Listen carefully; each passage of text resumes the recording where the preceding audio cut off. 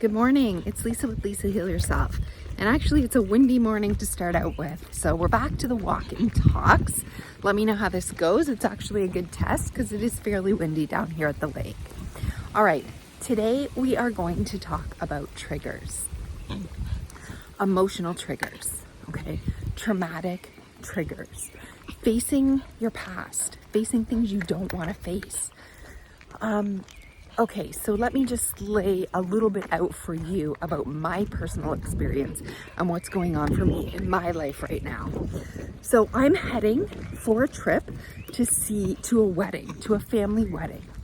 And I'm going to be seeing family that I haven't seen in a decade. So moving forward often means meeting those triggers that we've been avoiding, the things that we don't want to face, the things that we don't want to feel. And it's easier to just avoid them or ignore them. So I'm going to be seeing a bunch of family that I was super close with. We got together all the time. I felt like we're really part of my life. I could depend on. I loved very deeply. And when I got my chronic illness, I haven't spoken to them since. My life was my problem, my responsibility, and I felt as though everybody in my family abandoned me. Now, some of them I feel more like they abandoned directly, but probably it was me. Probably I isolated.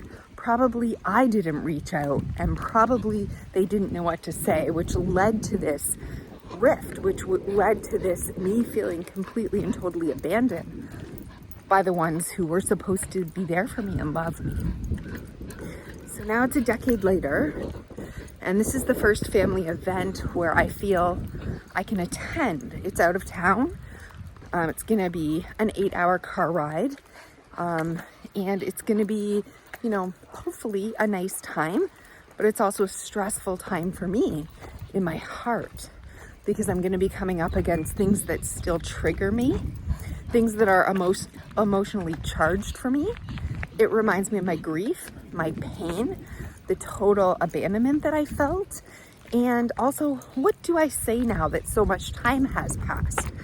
My children are there. I also don't talk about things like this in front of my children. So, how do I handle the questions like, how are you? And what have you been doing? What have you been up to? And how are you feeling? And all of these questions that I would much rather avoid, not speak about, and just hang on to unforgiveness in my heart. So it's easy to hang on to unforgiveness. Even if you're saying, I do forgive everybody, and you really feel like you've worked it out with feeling your emotions, with journaling, with forgiveness, with everything. But there's a part of you, there's a piece of you that holds on to your story, that holds on to the part that just doesn't let go. This little bit of,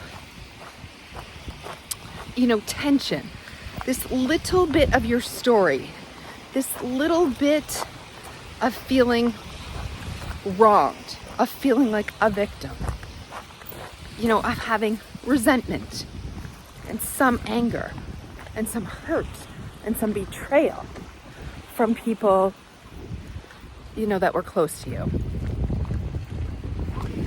Morning. So, I will be attending this wedding because A, I'm healthy enough to do so. B, I haven't seen these people and I really do want to make a reconnection. And C, I know that the only way to get through the little bits of parts of me that aren't healed is to face them head on. To face the deep triggers, to face the deep hurt, to face the uncomfortableness, the emotions, feeling awkward and uncomfortable and maybe hurt and angry and resentful and all those feelings mixed into one, where it's easier just to say, yes, I forgive them, but I don't see them, I don't talk to them, like they're just not part of my life anymore. That's just the way it went. I was abandoned, to hold on to the story that I was abandoned. Now, there's going to be one person at the wedding one uncle who I feel particularly triggered by, who I feel particularly abandoned by and let down by. And since my mom is not with me anymore, she is no longer here, it's going to be even more difficult because this was her family. This was her family. And I have my dad who's bringing his new girlfriend, who he loves very much, and I'm very happy for him, but it's going to be weird without my mom there by his side, with her family, you know, all of her family, as my mom's niece gets married. And so that's going to be awkward. That's going to be sort of uncomfortable for me, and that's just going to feel weird and wrong, because every time I would be with this family, of course, my mom was the heart of it. My mom was the center of it. And so missing her, the feelings of missing her will also come up very, very strong at this wedding, I'm sure. You know, as I watch my dad with his girlfriend and dancing and hugging and having a good time, so he should, it will remind me of my loss and my family that is no longer together. And I'm sure it will make me feel all kinds of feelings of missing my mom and wishing she hadn't died, and wishing things, you know, would have worked out differently. And I can already feel these feelings rising. You know, I know they're in there. I know they're feelings that I've been working through for a long time. But the truth is, I didn't want my mom to die. I had this magnificent future that we would be very close, hanging out together. She would know my children. We would, you know, this is the type of thing we would all do together. Me, my children, my mom, my dad, a beautiful big family trip. And it's not going to be that. So the feelings, you know, the feelings that I will have to go through will be grief and loss and hurt, and then facing triggers of anger and abandonment and discomfort and everything, meeting my family that I haven't seen in a decade. So the one uncle will be the particular hardest, because I reached out to him, you know, almost a decade ago, and told him my issues. He's a doctor, he's a medical doctor. I told him what I believed the medical profession had done to me, what was happening. He didn't really believe me. He blew me off. He didn't think he blew me off, because he referred me to pain specialists and psychiatrists and psychologists and MD specialists. And, you know, he thought he had helped. But what he didn't do was believe me. What he didn't do was call me back when I said, I'm in so much pain that I think I'm going to end it. Sorry, there's people here. I'm just going to not talk about this heavy subject for a second.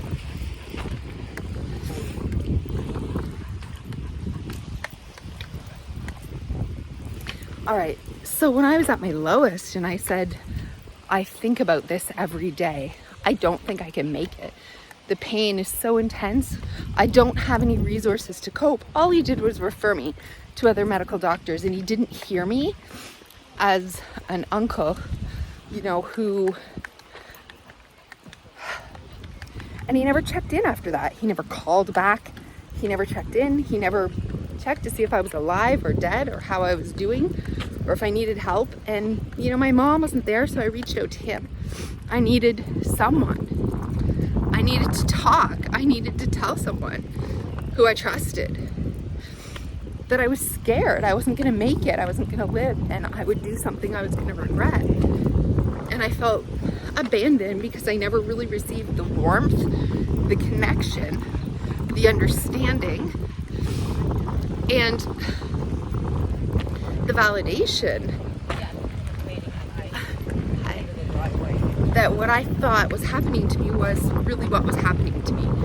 And then I never got any calls back after such a dramatic call to him, which really took a lot for me to make.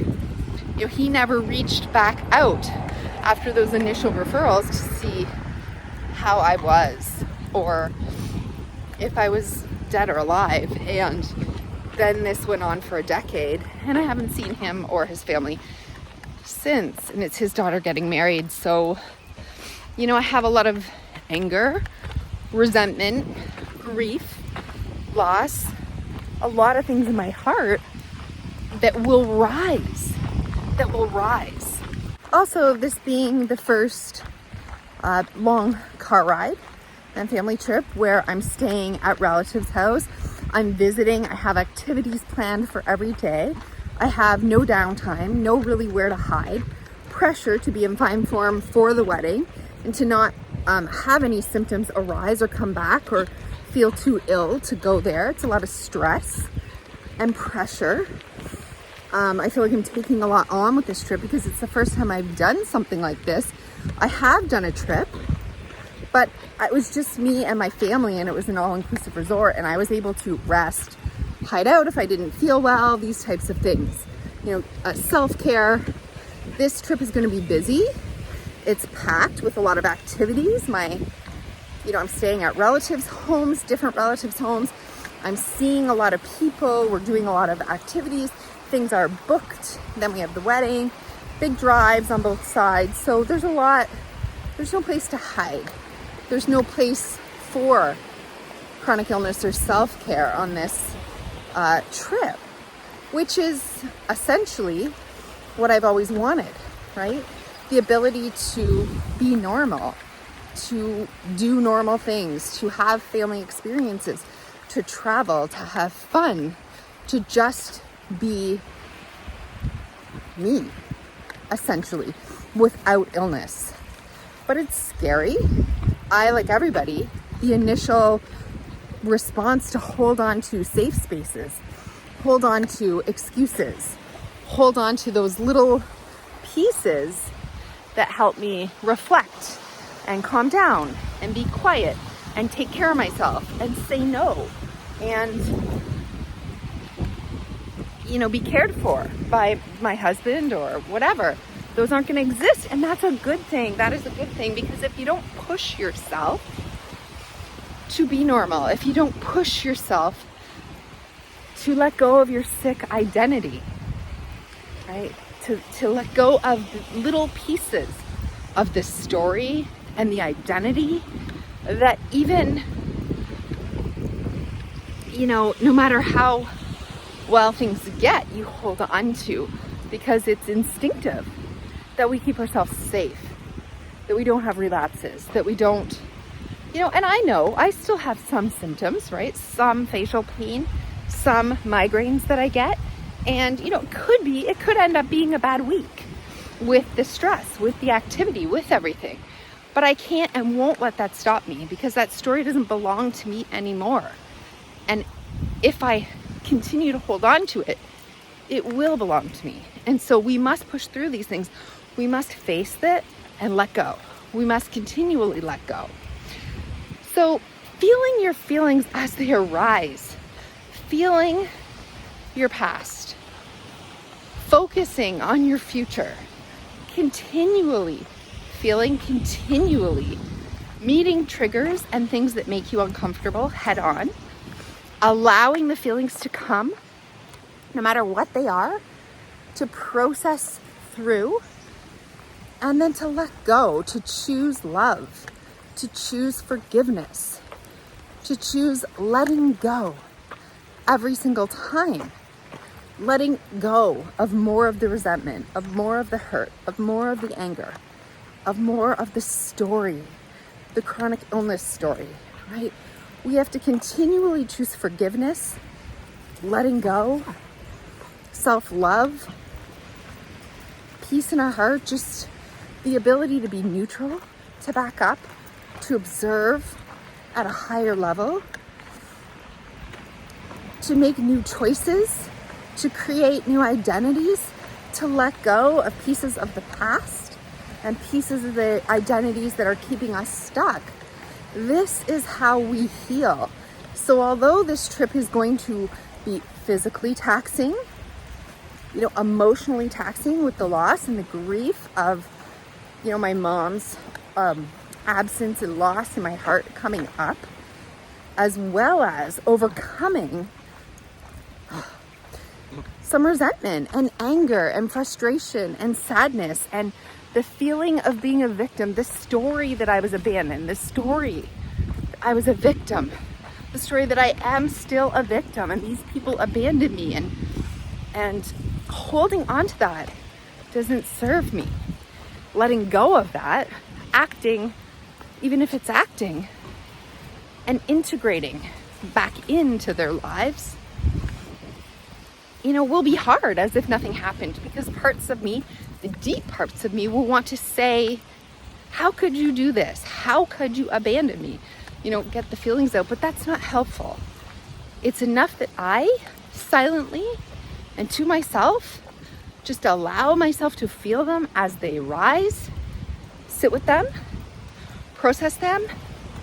I don't need to express them to anyone. I just need to acknowledge them and feel them and allow them and love them, and then choose to let them go with forgiveness and self-love and the desire to have a new future and a new life. And that's what we do. That's how we heal. And that's my plan. So I hope you enjoyed this walk and talk as I've been furiously cleaning over the last few days. I have a lot going on.